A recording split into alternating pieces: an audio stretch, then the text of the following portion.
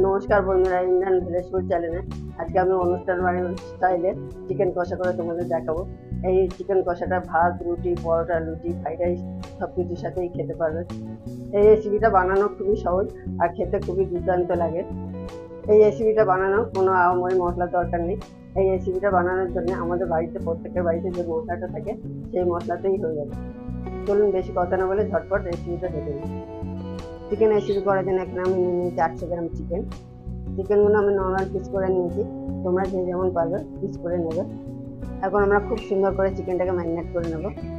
প্রথমেই দিয়ে দেবো চিকেনটা ম্যারিনেট করার জন্য হাফ চামচ নুন। নুনটা অল্প করে দিলাম, পরে আবার আমি দেবো। আর দিয়ে দেবো আমি হাফ চামচ হলুদ গুঁড়ো। আর দিয়ে দেবো আমি হাফ চামচ লঙ্কার গুঁড়ো।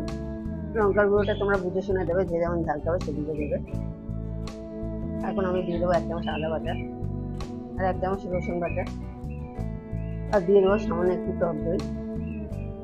টক দইটা বেশি দেওয়ার দরকার নেই, অল্প দিলেই হবে। আমি 50 গ্রাম টক দই দিয়েছি। দিয়ে দেবো ওপর থেকে আমি অল্প একটু সর্ষের তেল। এবারে খুব ভালো করে চিকেনটাকে মশলার সাথে আমি ভালো করে মাখিয়ে নেবো। আর এইভাবে চিকেনটাকে মাখিয়ে ম্যারিনেট করে আধা ঘন্টার জন্য রাখলে চিকেনটা ভালো হয়, নরম।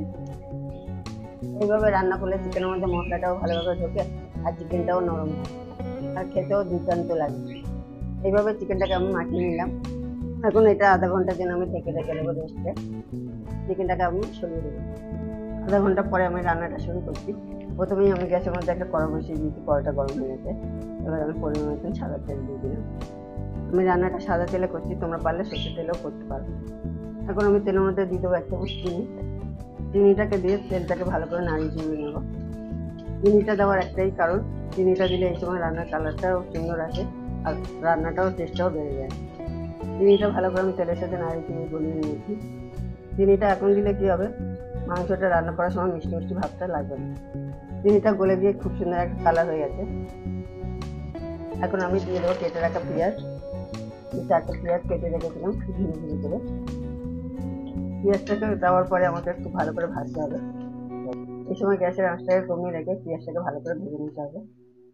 মিডিয়াম আঁচে রেখে পেঁয়াজটাকে ভাজতে হবে, যাতে পেঁয়াজটা নরমও হয় আর সুন্দর করে ভাজাটাও হয়।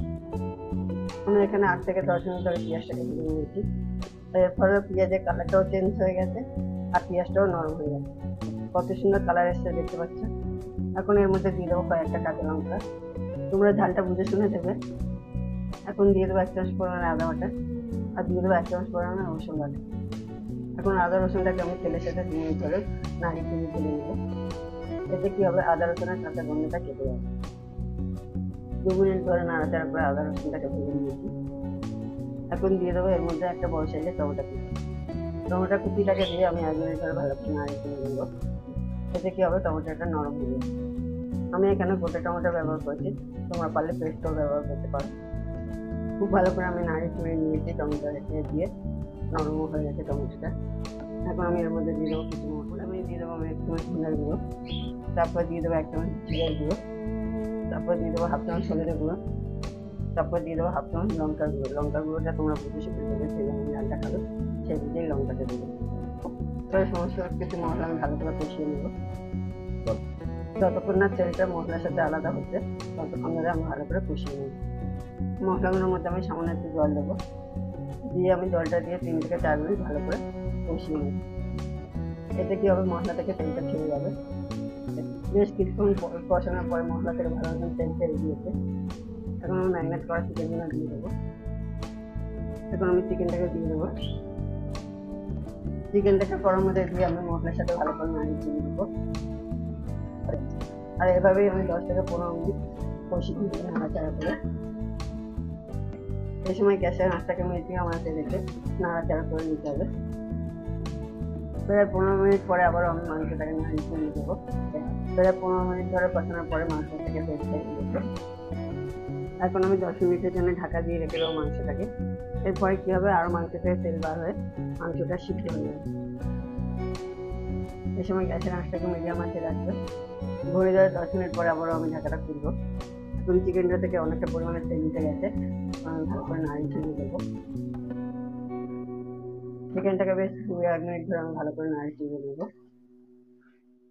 চিকেনটা খুব ভালো করে নাড়িয়ে ছেড়ে নিয়েছি। এই মতো তোমরা যারা যারা আমার ভিডিওটাকে দেখতে তারা আমার চ্যানেলে সাবস্ক্রাইব করুন, কমেন্ট করুন, লাইক করুন আর বেশি বেশি করে শেয়ার করুন। এখন চিকেনের মধ্যে দিয়ে দেবো আমি পরিমাণ মতন জল।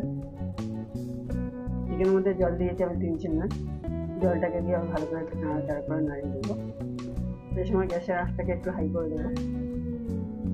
জলটাকে আমি ফুটতে এখন টাইম দেবো।